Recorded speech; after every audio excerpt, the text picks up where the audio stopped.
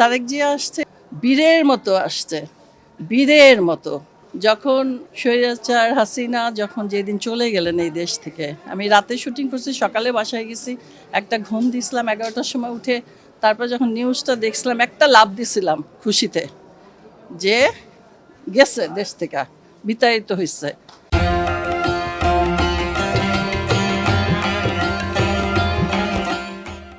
আর যখন আমাদের তারেক জিয়া আসলেন, আমরা তো সেই দল করি, আমি তো সেই দলই করি।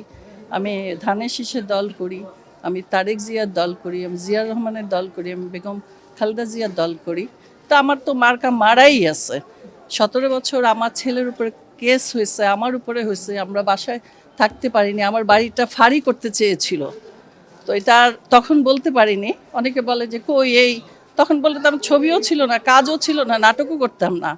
অনেকে যারা অন্য মাইন্ডের, এটা কিন্তু কাজের উপরে প্রভাব ফেলে, যে ও বিএনপি করে, ও আওয়ামী লীগ করে, ও জামাত করে, এই করে সেই করে।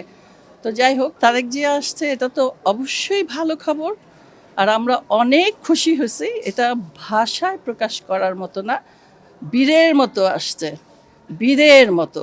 ভালো একটা ইলেকশন হোক, দেশটা সুন্দরভাবে চলুক, আমরা সুন্দরভাবে কাজ করি, সবাই ভালো থাকুক, সবাই সুস্থ থাকুক।